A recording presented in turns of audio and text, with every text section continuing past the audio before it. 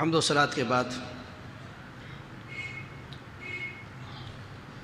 اللہ رب العالمین کا بے پناہ احسان و کرم، اللہ نے مجھے اور آپ ہم سب کو جمعۃ المبارک کا برکت والا دن عطا فرمایا۔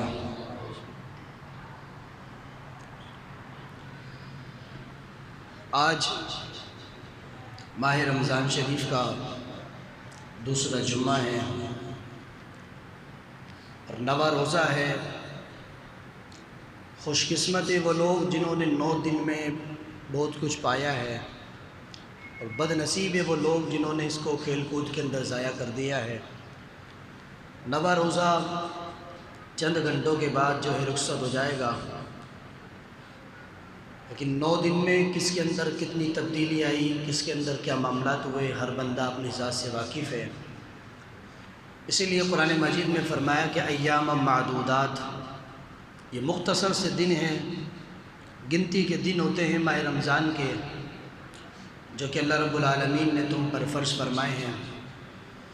اور روزے صرف حضور کی امت پر نہیں بلکہ تمام نبیوں پر، تمام نبیوں کی امتوں پر فرض تھے، لیکن جس طرح ہمارا روزہ ہوتا ہے ان کی یہ حالت نہیں تھی، ان کے روزے دوسری قسم کے ہوتے تھے۔ پہلے حضور نبی پاک علیہ السلام کے دور حاضر میں، سرکار کے زمانے مبارک میں، روزوں کے ایام میں یعنی ماہ رمضان کے دنوں میں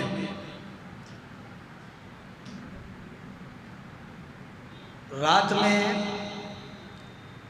بیوی کے مجامعت کے معاملات کی اجازت نہیں تھی۔ حضرت عمر رضی اللہ تعالیٰ عنہ کا واقعہ پیش آیا تو پھر اس کو جو ہے رات کو بیویوں کے ساتھ رہنے کی اجازت دی گئی، ورنہ اس سے پہلے اجازت نہیں تھی۔ شروع رمضان کے اندر افطاری کے بعد سحری تک کھانے پینے کی اجازت نہیں تھی، لیکن ایک صحابی کے کام کرنے کی وجہ سے قیامت تک کے لیے اجازت عطا فرما دی گئی۔ یعنی صحابہ کرام امت کے لیے وہ مشر راہ ہے کہ وہ جو کام کرتے ہیں اللہ رب العالمین ان کے صدقے قیامت تک آنے والی امت پر آسانی فرما دیتا ہے۔ اگر حضرت عمر روزے کی حالت میں یا رات میں اس کے افطاری کے بعد بیوی کے پاس نہ جاتے تو قیامت تک ہمارے لیے بھی اس کی اجازت نہیں ہوتی۔ وہ گئے، حضور سے مسئلہ پوچھا، اللہ نے قیامت تک کے لیے چھٹی عطا فرما دی ہے۔ افطاری کے بعد جتنا چاہے کھانا کھاؤ، جو چاہے کرنا ہے کرو، سحری تک کوئی مسئلے کی بات نہیں۔ سحری سے لے کر افطاری تک جو پابندیاں ہیں وہ شرائع اسلام کے اندر جو باقی رکھی گئی ہے۔ اللہ رب العالمین کی بارگاہ میں دعا ہے اللہ تعالیٰ ہم سب کو اس مبارک مہینے کا زیادہ سے زیادہ ادب و احترام کرنے کی توفیق عطا فرمائے، اور اللہ تعالیٰ ہمیں اس مبارک مہینے میں، چونکہ آج 9واں روزہ ہے، کل 10واں روزہ ہے، عشرہ رحمت یہ چل رہا ہے، اور عشرہ رحمت کا جو ہے 9واں دن چند گھنٹوں بعد یہ بھی چلا جائے گا۔ نبی پاک علیہ السلام نے حدیث مبارکہ میں ارشاد فرمایا کہ رمضان کا پہلا جو عشرہ ہے وہ عشرہ رحمت ہے، اور دوسرا عشرہ ہے مغفرت ہے، اور تیسرا جو عشرہ ہے وہ جہنم سے آزادی کا عشرہ ہے۔ یعنی پورے مہینے اللہ کی طرف سے برکت ہی برکت، رحمت ہی رحمت بندے کو جو ہے عطا کی جاتی ہے۔ تو آج عشرہ رحمت کا 9واں دن ہے۔ اللہ تعالیٰ ہمیں جن لوگوں پر اپنی رحمت نازل کی ان کے صدقے اللہ ہم پر بھی اپنی رحمت نازل فرمائے۔ توجہ کے ساتھ چند ایک باتیں جو ہے سماعت کیجئے گا۔ آج چند ایک باتیں روزے دار کی شان کے حوالے سے، اللہ کے گھر کی فضیلت کے حوالے سے، مسجد کی تعمیر کے حوالے سے، فرمان رسول، فرمان خدا کی روشنی میں حدود اللہ کے بارڈر میں رہ کر آپ کے سامنے بیان کرنی ہے۔ اللہ تعالیٰ میری زبان پر کلمت الحق جاری فرمائے، آپ اور ہم سب کو اللہ تعالیٰ سن کر اس کو قبول کرنے کی توفیق عطا فرمائے۔ اللہ رب العزت نے ماہ رمضان کا روزہ فرض فرمایا۔ حدیث مبارکہ میں میرے نبی پاک علیہ السلام نے ارشاد فرمایا صوموا تصحوا، حضور نے ارشاد فرمایا کہ روزہ رکھو اللہ تمہیں صحت عطا فرمائے گا۔ اب اندازہ لگاؤ اور فرمان رسول کی روشنی میں کہ ڈاکٹر ہو، اطباء ہو، حکماء ہو، تو وہ یہ کہتے ہیں کہ جی بندہ کھائے گا نہیں تو کمزور ہو جائے گا، لیکن میرے حضور فرماتے ہیں کہ تم بھوکے رہو گے تو صحت مند ہو جاؤ گے۔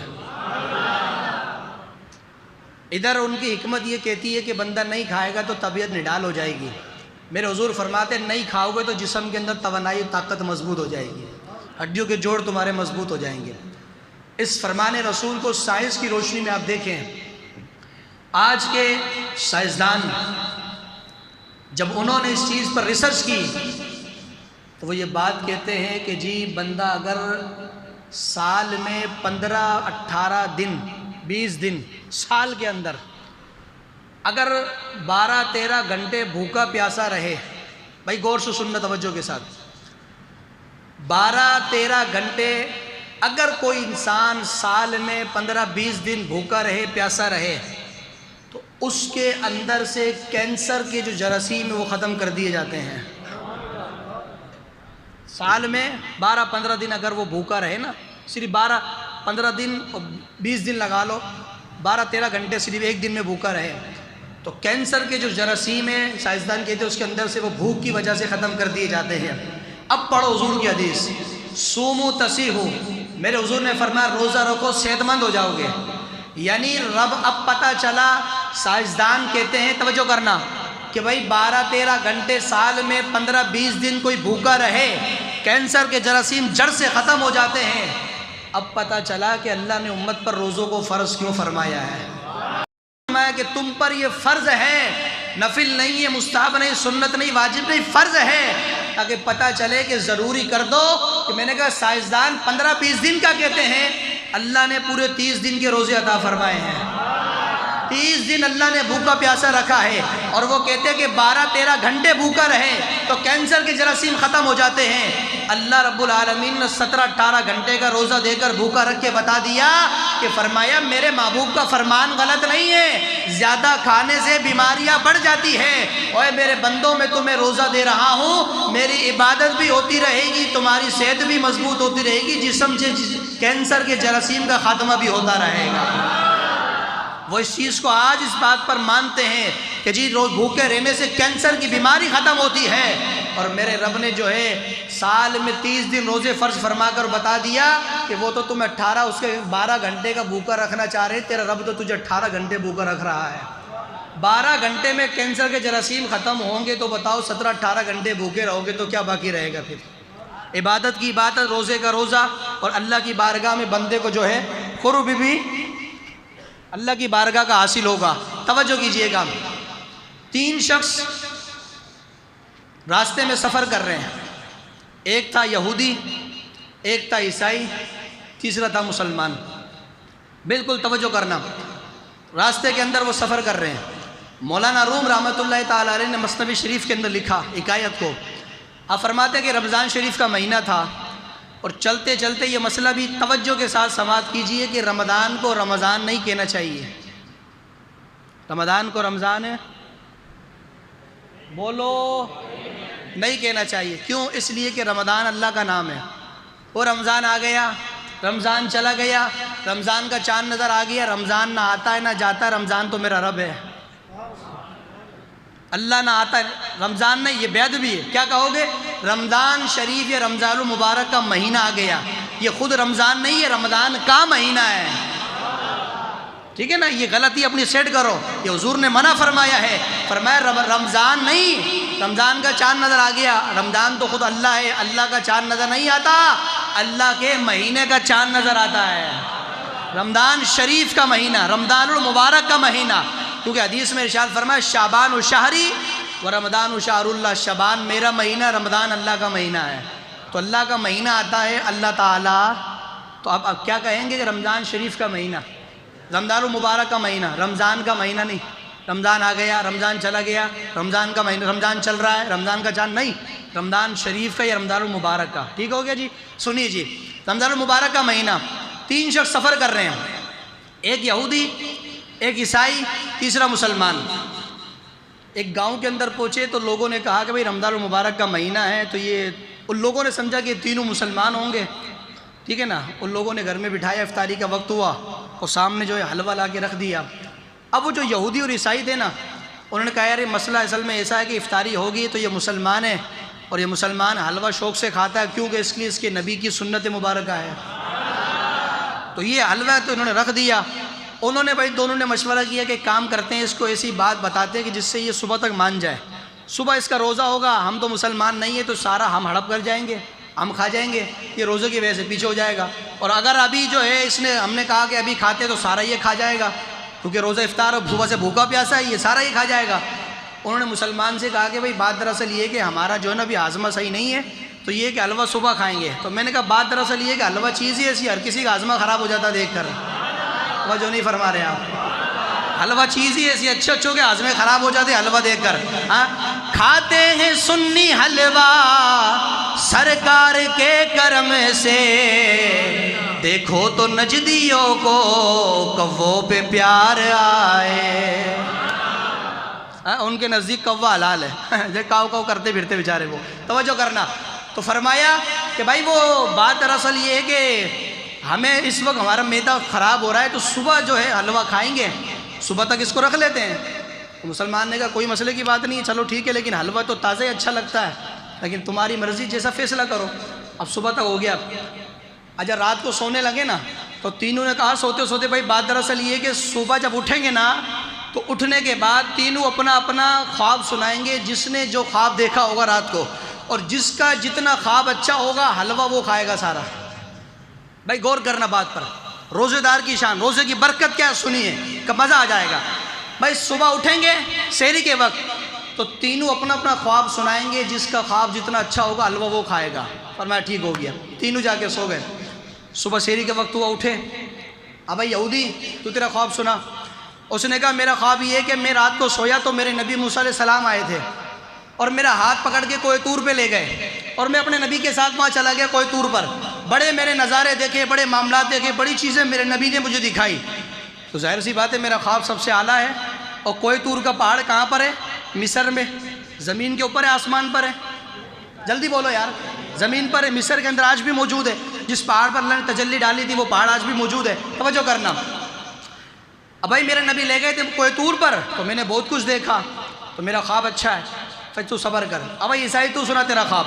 عیسائی کہنے لگا بھائی میرا خواب یہ ہے کہ میں سو رہا تھا، تو میرے نبی عیسیٰ علیہ السلام تشریف لائے تھے، میرے نبی میرا ہاتھ پکڑ کے چوتھے آسمان پہ لے گئے، میرا نبی میرا ہاتھ پکڑ کے چوتھے آسمان پہ لے گیا، اور وہاں مجھے بہت کچھ دکھایا، جو کچھ اللہ نے میرے نبی کو دکھایا تھا سارا میرے نبی نے مجھے دکھایا ہے۔ تو زمین پر تھا، میں تو آسمان پہ ہو کر آ گیا، تو ظاہر سی بات ہے پھر میرا خواب اچھا ہے۔ اس نے کہا صبر کرو، مسلمان کی باری آئی، اس نے کہا تو سنا تیرا خواب۔ اس نے کہا بھائی بات دراصل یہ کہ میں رات کو سویا تو میرے مصطفیٰ بھی رات تشریف لائے تھے، جھوم کے بولو اسی آواز سے سبحان اللہ یار، میں رات سویا تو میرے مصطفیٰ بھی تشریف لائے تھے۔ اس نے کہا پھر سحری کا وقت ہوا تو میرے سرکار آئے، اور میرے سرکار نے فرمایا میرے امتی کھڑا ہو جا، سحری کا وقت ہو گیا، حلوہ کھا لے جلدی سی۔ میرے نبی نے کہا تو حلوہ کھا لے، سحری کا وقت ہو گیا ہے، میں نے سارا حلوہ کھا لیا ہے، اب بتاؤ خواب کس کا سب سے اچھا ہے؟ انہوں نے کہا بے بھائی تو حلوہ تو کھا لیا، ہمیں تو بلا لیتا۔ مسلمان نے کہا میں نے آواز تو بہت دی تھی، پر کیا کرتا، ایک تو پہاڑ پہ کھڑا تھا، دوسرا آسمان پہ پہنچا ہوا تھا، میں اس میں کیا کروں، میرا اس میں کیا قصور ہے؟ میں نے تو آوازیں بہت دی تھی، لیکن کیا کروں، تم نے سنی نہیں، ایک تو چوتھے پہ آسمان پہ پہنچا ہوا تھا، دوسرا پہاڑ پہ کھڑا تھا۔ تو میرے نبی نے فرمایا جو موجود ہے سحری کا وقت ختم ہو رہا، حلوہ تو کھا لے۔ تو دونوں کہنے لگے بھائی کمال کی بات ہے، خواب تو واقعی تیرا اچھا ہے، خواب تو واقعی تیرا اچھا ہے، تیری بات میں غلطی نہیں، یہ روزے کی برکت ہے۔ یعنی سحری، میں نے عصر کے درس میں بھی کہا تھا کہ پچھلے نبیوں کی امت پر جو روزے فرض تھے ان پر سحری نہیں تھی، بغیر سحری کا رکھتے تھے، لیکن اللہ نے صرف سحری کا تحفہ میرے مصطفیٰ کی امت کو عطا فرمایا ہے۔ اور حضور نے اسی لیے حدیث میں فرمایا کہ سحری کرو کہ اللہ نے اس میں تسحروا بالبرکہ، فرمایا سحری کرو کہ اللہ نے اس میں برکت دی، پیٹ بھر کے کوئی مت نہیں، مسئلے کی بات نہیں، پیٹ بھر کے بھی کرو تو منع نہیں، لیکن فرمایا اگر ایک کھجور بھی بندہ کھا لے تب بھی سنت مصطفیٰ ادا ہو جاتی ہے۔ سحری لازمی، بندہ رات کو کھا لیتا ہے، بس اوقات کہتا ہے صبح میری ہمت نہیں ہے سحری کرنے کی، بس میں پانی بھی روزہ رکھ لیا، کوئی بات نہیں، روزہ پھر بھی ہو جائے گا، لیکن میں نے کہا اگر ایک کھجور بھی کھا لے تو مصطفیٰ فرماتے برکت ہے، ایک کھجور بھی تیرے اندر برکت پیدا کر دے گی، گارنٹی میرے مصطفیٰ نے عطا فرمائی ہے۔ توجہ ہو گیا؟ اگلی بات سنیں، حضرت موسیٰ علیہ السلام اللہ کے پیارے پیغمبر، یہ پچھلی میں نے بات پیش کی روزے کی برکت، اب بات پیش کرنے لگا ہوں روزے دار کی فضیلت، روزہ رکھنے والے کا مقام۔ افطاری کا دسترخوان لگا ہوا ہوتا ہے نا، تو سب سے پہلے یہ گناہگار آپ سے یہ بات عرض کرے گا کہ افطاری کے بعد دسترخوان لگا کر ٹی وی کھول کے شو نہیں دیکھا کرو۔ دسترخوان لگا ہوا، ٹی وی کھول لیا، مورننگ شو ہو رہی ہے، کنجری ناچری ہوتی ہے، اور علماء مولوی وہاں پر وہ بیٹھے ہوتے ہیں، بہن بیٹیاں بھی بیٹھی، سب بیٹھے ہیں، مولوی بھی بیٹھا، لفافہ لے رہا، سارے معاملات ہیں، آپ دیکھ رہے شو ہو رہا ہے، مفتی صاحب فتوے سنا رہے ہیں، مسئلے سنا رہے ہیں، وہ سوال کر رہی ہے، افطاری نے مؤذن صاحب نے جو اعلان کر دیا افطاری کا وقت ہو گیا، آپ نے اٹھائے کھجی افطاری کر لی، کوئی مسئلے کی بات نہیں۔ لیکن میرے حضور فرماتے افطاری کا وقت اتنی برکت کی چیز ہے، اتنی برکت کی چیز ہے، افطاری کا وقت اتنی قبولیت کا وقت ہے۔ میں ابھی آپ کو بس یہ بات پیش کرنے لگا ہوں، درۃ الناصحین کے اندر یہ بات موجود ہے، روایت موجود ہے۔ اب یہ بات میں پیش کروں گا تو پھر آپ کو خود ہی پتہ چل جائے گا کہ افطاری کے بعد ہاتھ اٹھا کر دعا مانگنا کتنا بڑا درجہ رکھتا ہے۔ بات پیش کروں گا موسیٰ علیہ السلام کی، توجہ کرنا، میں نے کیا شریعت کی حدود کے بارڈر میں لے کر بات ہوگی، لیکن توجہ کرنا، اگر کسی بندے میں یہ مرض اور بیماری ہے کہ سحری بھی ٹی وی دیکھ کر کرتا ہے، افطاری بھی ٹی وی دیکھ کر کرتا ہے، انشاءاللہ مجھے امید ہے آج کے بعد سن کر اس کی بیماری ختم ہو جائے گی انشاءاللہ۔ زندہ بندہ بولے اسی آواز سے سبحان اللہ ذرا توجہ کیجئے گا۔ حضرت موسیٰ علیہ السلام اللہ کے پیغمبر اللہ کی بارگاہ میں عرض کرتے، سنیوں کے لیے بات پیش کرنے لگا، حضور کے امتیوں کے لیے، روزے دار کی شان۔ حضرت موسیٰ نے کہا پروردگار میں تیرا نبی، تو نے مجھے یہ منصب دیا، یہ کمال دیا، کیا؟ فرمایا جب میں تجھ سے بات کرتا ہوں نا کوئی طور پر، تو تو نے مجھے یہ شرف عطا فرمایا ہے جو شرف کسی کو عطا نہیں فرمایا، کہ تو نے مجھے اپنا کلیم اللہ بنایا ہے۔ کلیم اللہ مطلب میں تجھ سے ڈسکس کرتا ہوں، باتیں کرتا ہوں، کلام کرتا ہوں، تیری آواز میں سنتا ہوں، یا اللہ تو نے مجھے کلیم اللہ بنایا ہے، یہ میرا مقام ہے۔ اب جملہ سننا سنیو، رب کائنات کی طرف سے آواز آتی ہے موسیٰ یہ بات تو بالکل ٹھیک ہے، ہم نے تمہیں کلیم اللہ بنایا ہے، لیکن موسیٰ جب تو کوہ طور پہ آ کے مجھ سے بات کرتا ہے تو تیرے میرے بیچ میں 70,000 پردے ہوتے ہیں۔ اے موسیٰ جب تو اپنے رب سے باتیں کرتا ہے تیرے میرے بیچ 70,000 پردے ہوتے ہیں، 70,000 پردوں کے پیچھے تو ہوتا ہے، اس طرف میں ہوتا ہوں، بیچ میں 70,000 پردے ہوتے ہیں۔ جب تو مجھ سے باتیں کرتا ہے میں جواب دیتا ہوں۔ حضرت موسیٰ نے کہا پروردگار پھر بتانا کیا چاہتا ہے؟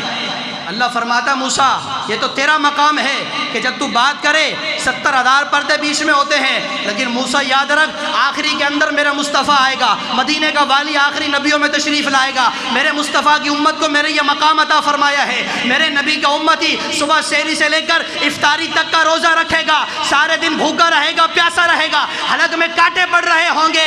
فرمایا موسیٰ دسترخوان پہ بیٹھے گا، دسترخوان پر بیٹھ کر ہاتھ اٹھا کے مجھ سے دعا کرے گا، اے میرے نبی جب تو مجھ سے باتیں کرتا ہے 70,000 پردوں کے بیچ میں باتیں کرتا ہے، میرے نبی کا امتی روزے کی حالت میں دسترخوان پر بیٹھ کر ہاتھ اٹھا کے جب دعا کرے گا تو میں 70,000 پردوں کو ہٹا دوں گا، یا تو دعا کرنے والا ہوگا یا ڈارے پروردگار عالم ہوگا۔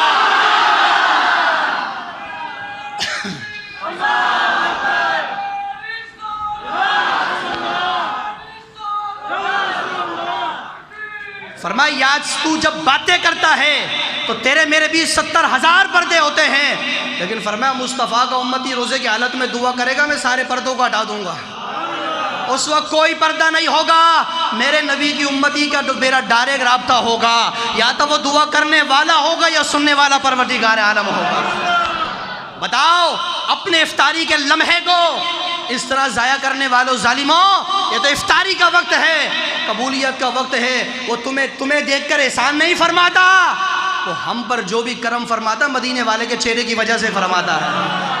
اپنا ہستی پر اجارہ کچھ نہیں، سب انہی کا ہے، ہمارا کچھ نہیں، میرے نبی کی برکتیں ہیں جو اللہ ہمیں اتنا اجازت فرماتا ہے۔ بعد میں کہیں مولوی صاحب مغرب کی نماز پڑھا کے دعا کرنا یار ایسا مسئلہ ہو گیا ہے، میں نے کہا دعا کا وقت تو ضائع کر رہا ہے، مولوی صاحب سے دعا کروا رہا ہے یہاں پر آ کر، خود کیوں دعا نہیں کرتا، خود کیوں نہیں مانگتا؟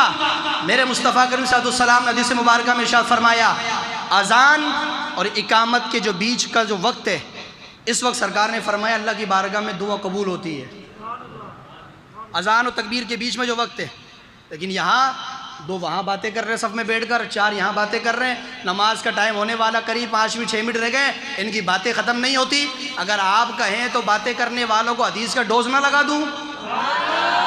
توجہ نہیں فرما رہے ہو؟ اچھی آواز سے بولو یار۔ یہ جو باتیں کرتے مسجدوں میں بیٹھ کر اللہ رب العالمین کے گھر میں، آؤ میں تمہیں بتاؤں، اور اس حدیث کے بعد انشاءاللہ پھر بھی کوئی کرے اس کی بد نصیبی ہے۔ میرا کام تمہیں دین پہنچانا ہے، دین سمجھانا ہے۔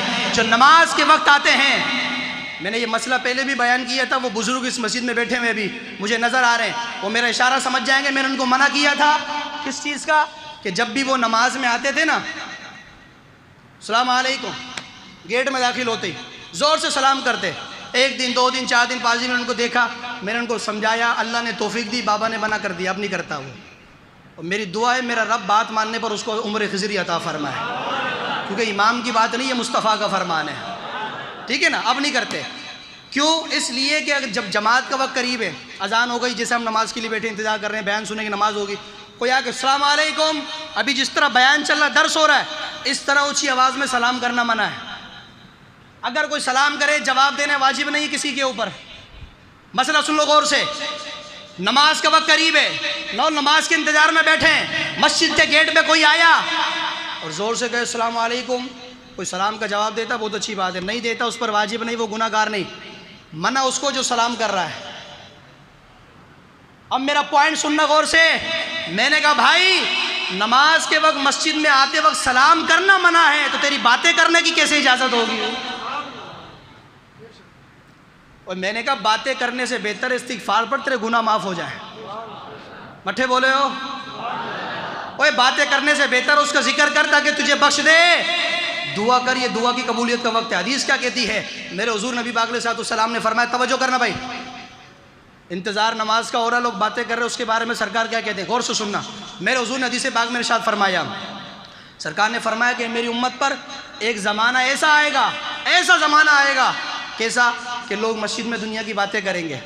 آقا پھر فرمایا جب تم دیکھو کہ کوئی نماز کے وقت بیٹھ کر مسجد میں باتیں کر رہا ہے، تو سرکار فرماتے فلا تجالسوہم، میرے امتیو تمہیں اس کے پاس بیٹھنے کی اجازت نہیں ہے۔ جب وہ باتیں کرے مسجد میں بیٹھ کر نماز کے وقت میں، فرمایا تم اس کی صحبت میں اس کے ساتھ نہیں بیٹھو۔ آقا وہ کیوں؟ فرمایا اس لیے کہ ایسے بندے کی عبادت کی اللہ کو کوئی ضرورت نہیں ہے، اس کی عبادت سے رب کو کوئی غرض نہیں ہے، جو یہاں بیٹھ کر عبادت نہ کرے اس کی باتیں کرے۔ تو کیا میں امید کروں اس حدیث پہ عمل کیا جائے گا؟ یہ حضور کا فرمان ہے۔ باتیں کرنے سے بغیر استغفار پڑھے، ایک استغفار پڑھے تو ایک گناہ معاف ہوگا، درود شریف پڑھے تو درجہ بلند ہوگا، حضور کی بارگاہ میں تیری انٹری ہوگی۔ باتیں کرنے کی انٹری نہیں ہوگی، درود پڑھے گا تو نام وہاں درج ہوتا رہے گا انشاءاللہ۔ توجہ کرنا، ہائے ہائے ہائے، باتیں اب کیا کہ میں آپ کے سامنے پیش کروں، وقت کی دامت میں گنجائش نہیں ہے، بس میں سمیٹنے لگا ہوں۔ میرے دوست و بزرگوں، میرا پیر عبد القادر جیلانی، تیرا پیر تو میرا پیر، تیرا پیر میرا پیر، دستگیر دستگیر۔ چلو یہ اگلے جمعے کے لیے چھوڑو، بات جو میں پیش کرنے لگا وہ سنیے گا۔ میرے نبی پاک علیہ السلام نے حدیث مبارکہ میں ارشاد فرمایا، آج جاگ رہے تو سرکار کا فرمان پڑھ دوں۔ سرکار نبی پاک علیہ السلام نے ارشاد فرمایا، المؤمن فی المسجد کسمک فی الماء، فرمایا مومن مسجد کے ساتھ ایسا رہتا ہے جیسے مچھلی پانی کے ساتھ رہتی ہے۔ آواز نہیں آ رہی، کیا بات ہے میرے بھائی؟ اوے یہ تو شکر کرو رمضان کا پروردگار کا مبارک مہینہ سردیوں میں اچھے موسم میں گزر رہا ہے۔ ہاں اس سال تو رب نے ان کے بہانے بھی ختم کر دیے جو کہتے ہیں ہاں گرمی بہت ہے میرے برداشت نہیں ہوتی۔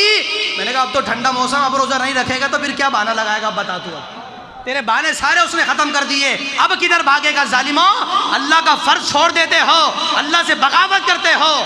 مجھے بتاؤ اس کے فرائض چھوڑنے کے بعد وہ تمہیں کبھی روٹی دینا بند کرتا ہے؟ تمہیں کھلانا بند کرتا ہے؟ تم کیوں اس کے فرائض چھوڑتے ہو؟ میرے نبی نے حدیث مبارکہ میں ارشاد فرمایا مومن ایسا مسجد کے ساتھ جیسے مچھلی پانی کے ساتھ ہوتی ہے۔ مچھلی پانی سے نکالو مر جاتی ہے، دوبارہ ڈالو اچھلنے لگتی ہے، حتیٰ کہ مچھلی کو نکالا، صاف کیا، تکے میں لگایا، آگ پہ دیکھتے ہوئے کوئلے پہ رکھ دیا، پھر وہ سکی، اس کی خوشبو آئی، پانی تو آیا ہوگا نا منہ میں؟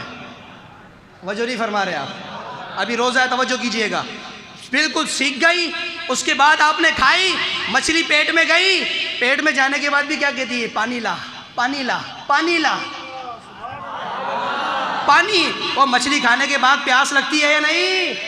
پانی اندر جا کے بھی پانی مانگ رہی ہے۔ تو میرے نبی نے فرمایا مومن مسجد کے لیے ایسا ہے جیسا مچھلی پانی کے لیے، اور فرمایا منافق کے لیے مسجد ایسی ہے، وہ مسجد میں ایسے پھڑ پھڑاتا ہے جیسے پرندہ پنجرے میں پھڑ پھڑاتا ہے۔ اب یہ حدیث سن کے ہر بندہ غور کرے کہ میں کون ہوں؟ میں مسجد میں آ کے پھڑ پھڑ کروں، شور سپاٹا کروں، اس کی ٹانگیں کھینچوں، اس کے پجامے پھاڑوں، میں کون ہوں؟ یا پھر میں مسجد میں آ کے اس کا ذکر اپنے یار کو یاد کروں تو پھر میں کون ہوں؟ ہر بندہ اپنا محاسبہ کرے، میں کسی کو کچھ نہیں بولتا، ہر بندہ اپنا محاسبہ کرے۔ حدیث میں نے سنا دی ہے، جس کا دل مسجد میں لگا رہے، جو ذکر خدا کرتا رہے، حضور فرماتے وہ مومن ہے، اور جو مسجد میں آ کے پھڑ پھڑائے نا یہاں پر، تو میرے حضور فرماتے وہ منافق ہے۔ بات ہی ختم ہو گئی، ہر بندہ اپنا فیصلہ کر لے، ہم کسی کے نام لے کے کیا ضرورت ہے۔ اب توجہ کیجئے گا، میرے نبی پاک علیہ السلام نے حدیث مبارکہ میں ارشاد فرمایا جب بندہ نماز کے لیے گھر سے مسجد میں آتا ہے تو فرمایا اللہ تعالیٰ اس کو مہمان کی نظروں سے دیکھتا ہے۔ کس نگاہوں سے؟ مہمان کی نظر سے دیکھتا ہے۔ جب بندہ مسجد میں آتا ہے اللہ دیکھتا ہے، وہ دیکھو میرا مہمان آ رہا ہے۔ میں نے کہا اللہ تعالیٰ تجھے مہمان کی نگاہوں سے دیکھے، تو یہاں پر آ کر تو حرکتیں کیا کرتا ہے؟ یہاں اگر ہر بندہ کیا حرکتیں کر رہا ہے، وہ بھائی اپنی حال پہ، یہ تیرے لیے مہمانی کم ہے کہ تو مہمان ہے، وہ تیرا میزبان بنا ہوا ہے۔ وہ پروردگار تجھے مہمان کی نظر سے دیکھ رہا ہے کہ میرا مہمان آ رہا ہے۔ اور میرے نبی پاک علیہ السلام نے ارشاد فرمایا کہ اللہ تعالیٰ نمازی کو مہمان کی قدر کی نگاہ سے دیکھتا ہے کہ یہ میرا بندہ ہے، آتا تو گناہگار ہے لیکن جب جاتا ہے تو گناہوں سے بالکل پاک صاف ہو کر اللہ تعالیٰ رخصتی عطا فرما دیتا ہے۔ توجہ ہے؟ میرے نبی نے حدیث پاک میں ارشاد فرمایا صحابہ جب بھی راستے سے گزرو، جنت سے گزرو، جنت سے تو میوے کھا لیا کرو۔ صحابہ جب بھی جنت سے گزرو تو میوے کھا لیا کرو۔ صحابہ نے کہا رسول اللہ جنت سے گزرنے کا مقصد کیا ہے؟ فرمایا جنت ہے اللہ کا گھر، جنت ہے اللہ کا گھر ہے۔ اللہ کے گھر میں جب آؤ تو میوے کھا لو۔ میوے کھانے کا مقصد کیا ہے؟ فرمایا یہاں بیٹھ کر ذکر کر کے اس کو راضی کرتے رہو۔ تو مسجد جنت ہے اور یہاں پر بیٹھ کر میوے کھانا، یہ اللہ رب العالمین کی ذکر، یہ میوے کھانا ہے۔ اور میرے نبی نے مسجد کی تعمیر کے بارے میں کیا ارشاد فرمایا؟ حدیث مبارکہ میں ارشاد فرمایا نبی پاک علیہ السلام نے من القى حصیرا فی المسجد، فرمایا کہ جو بندہ مسجد کی صفائی میں حصہ ملاتا ہے یا مسجد کے اندر چٹائی بھی لا کر دیتا ہے، ایک مصلی کی اینٹ بھی لگا دیتا ہے، ایک اینٹ بھی اس کے حلال میں سے لگائے، سرکار فرماتے ہیں کل قیامت کے دن اللہ تعالیٰ ایسے بندے کو اپنے ہاتھوں سے جنت میں سبز لباس پہنائے گا۔ جو روپیہ لگائے، اب میں اپنے پوائنٹ کی طرف آ رہا ہوں، حدیث کی روشنی میں، ڈائریکٹ نہیں، حدیث کی اشارے سے آؤں گا۔ العاقل تکفیہ الاشارہ، عقل مند کے لیے اشارہ کافی ہے۔ غلام فرید نورانی کا جملہ سننا، میں نے کہا میرے مصطفیٰ فرماتے ایک اینٹ لگائے، اپنے ہاتھوں سے اللہ تعالیٰ سب لباس پہنائے گا، تو جو پورا مسجد کا ماربل اپنے رزق کے حلال میں سے دے دے، جو سارا خرچہ اپنے ذمے لے لے اور پھر لے کر بولے کہ میرا نام شو نہیں کرنا، توجہ نہیں فرما رہے میں کیا کہہ رہا ہوں، میرا نام شو نہیں کرنا۔ اور میں نے کہا مسجد کو چار چال لگانے والے چھپ رہے ہیں، روپیہ دینے والے بولتے حساب چاہیے۔ اب جملہ سننا میرا، بس میں تقریر ختم کرنے لگا ہوں۔ حضرت عثمان غنی، جیش الاسرہ کا وقت ہے، سرکار نے اعلان فرما میرے صحابہ چندہ جمع کرو۔ عثمان غنی کھڑے ہوئے آقا میں، فرمایا کیا دو گے عثمان؟ فرمایا 950 اونٹ سامان سمیت، 950، 50 گھوڑے آپ کی بارگاہ میں، 1000 اشرفیاں آپ کی بارگاہ میں۔ جب حضور فیصلہ فرما کے فارغ ہو گئے، 10,000 اشرفیاں اور جھولی میں عثمان غنی نے ڈال دی۔ میں نے پوچھا عثمان 950 اونٹ دیے، 50 گھوڑے دیے، 1000 اشرفیاں دی، 10,000 الگ دی، عثمان تو نے نبی سے حساب مانگا تھا؟ یہ 10 روپے دینے والا حساب مانگتا مسجد میں آ کر، عثمان تو نے نبی سے حساب مانگا تھا؟ عثمان غنی کی بارگاہ سے آواز آتی ہے حساب تو اس سے مانگے جس کو دیا ہو، میں نے تو دیا خدا سے، اس سے حساب نہیں، اس سے جنت لینی ہے، اس سے مجھے حساب نہیں لینا۔ اور میں ان لوگوں سے ہاتھ جوڑ کر کہتا ہوں کہ جو مسجد میں چارنے کا واسطہ نہ ہو اور آ کر کہیں جی ہمیں حساب دو. میں نے کہا میرے بھائی اس سے بہتر یہ کہ چندہ اپنی جیب میں رکھ لے واپسی. کیوں؟ اس لیے کہ تو ہمیں نہیں دے رہا، تو اس کو دے رہا ہے، تو حساب اسی سے مانگ. یہ میرے ایک مسئلہ آپ سے پوچھ رہا ہوں، جواب آپ کو دینا ہے. وہ کیا ہے؟ میں نے کہا بات دراصل یہ کہ مسجد میں ہم روپیہ ڈالیں 10 ڈالیں، جس کی جو حیثیت ہے، جو بھی ڈالتا ہے مسجد میں، جس نے جو بھی ڈالا، ایمان سے دل پہ ہاتھ رکھ کے بتانا ہم اس لیے چندہ دیتے ہیں مسجد میں کہ حساب مانگیں گے، یا اس لیے دے دیں گے اللہ سے اجر لیں گے. تو جو کہے کہ جی مجھے حساب چاہیے، پھر اس کا اجر تو ضائع ہو گیا نا.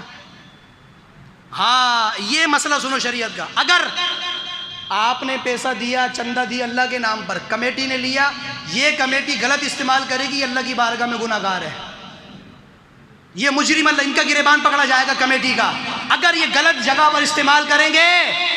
اور میں نے کہا تو دے کے ایک طرف ہو گئے، تجھے تو اجر مل گیا، پکڑا تو یہ جائے گا. تو حساب کیوں مانگ رہا ہے؟ میرے نبی نے ان کو بھی نہیں چھوڑا کمیٹی کو. سرکار نے فرمایا جو اللہ کا گھر ناجائز طریقے سے استعمال کرتا ہے اس کو پائی پائی کا حساب دینا پڑے گا. اور میں نے کہا کمیٹی سے حساب خدا خود لے لے گا، تو ایک طرف ہو جا خدا کے بندے. تو کیوں بیچ میں فقرات ڈال رہا ہے؟ تجھے فتنہ پھیلانے کی کس نے اجازت دی ہے؟ نبی نے کسی کو نہیں چھوڑا ہے. میرے مال کی، میرے صدقے، میرے زکوٰۃ، میرے پیسے کی یہ کمیٹی اللہ کی بارگاہ میں وکیل ہے. یہ چندہ گھما رہے، ڈبے گھما رہے، میں دے رہا ہوں، میرے اور رب کے بیچ میں یہ وکیل ہے. میں دوں گا، یہ لیں گے، امانت دار یہ غلط استعمال کریں گے، یہ پکڑے جائیں گے، مجھے میرا حساب مل جائے گا، مجھے میرا اجر مل جائے گا. روپیہ دے، 10 روپیہ دے، تجھے تیرا اجر مل جائے گا. اور میرے نبی نے حدیث پاک میں ارشاد فرمایا کہ جو میرا امتی 1 روپیہ رزق حلال کا مسجد میں لگائے، فرمایا اللہ تعالیٰ اس کے لیے جنت میں عالی شان محل تیار فرما دیتا ہے. تو 1 روپے سے زیادہ 10 روپے ڈال رہا ہے نا، کم سے کم بھی، تو جو 1 روپے پہ محل مل رہا ہے تو 10 روپے میں 10 محل ہو گئے. تو حساب مانگ کے کیوں محل ٹوٹوا رہا اپنے خواہ کے لیے؟ کیوں اجر ضائع کروا رہا ہے؟ خدا کے بندے اللہ کے گھر میں آؤ تو فسادی بن کے نہیں آؤ، رحمان کے بندے بن کے آؤ. اس لیے کہ یہ فسادیوں کی جگہ نہیں، یہ نمازیوں کی جگہ ہے. یہ نماز پڑھنے کی جگہ ہے، مصلی رکھنے کی جگہ ہے، سر جھکانے کی جگہ ہے. تو کیا میں امید کروں ان باتوں پر عمل کیا جائے گا؟ مسجد میں باتیں تو نہیں ہوگی. حدیث میں نے سنا دی، میں نے کسی کو کچھ نہیں کہا. جب سلام کرنا نماز کے وقت منع ہو سکتا ہے تو باتوں کی بھی اجازت نہیں ہے. اس سے بہتر بندہ ذکر کرے، استغفار کرے، درود شریف پڑھے، تاکہ وہ دعا کرے. قبولیت کا وقت ہوتا ہے، جب تک مؤذن تکبیر نہیں پڑھے وہ قبولیت کا وقت ہے. حضور فرما رہے ہیں دعا کرتے رہو، اللہ تعالیٰ قبول فرمائے گا. اللہ ہم سب کو تمام باتوں پر عمل کی توفیق عطا فرمائے. اسی لیے صوفیہ فرماتے، جملہ سننا تقریر ختم. صوفیہ فرماتے دنیا میں کامیابی چاہتے ہو تو کانوں سے بہرے ہو جاؤ، آنکھوں سے اندھے ہو جاؤ. منزل چڑھتے رہو گے، اس کو کھلا رکھو گے کچھ نہیں کر سکتے. اس سے بہرے ہو جاؤ، اس سے اندھے ہو جاؤ، تو اپنا کام کرتے رہو. نصیب اپنا اپنا، مقام اپنا اپنا، کیے جاؤ میں خارو، کام اپنا اپنا. جو بولتا ہے اس کو پیچھے رہنے دو، آپ اپنی منزل پر سفر کرتے رہو. اللہ تعالیٰ بولنے والوں کو ذلیل فرماتا رہتا ہے، جس کو چاہے وہ عزت عطا فرماتا رہتا ہے. اللہ ہم سب کو عمل کی توفیق عطا فرمائے. وما علینا الا البلاغ.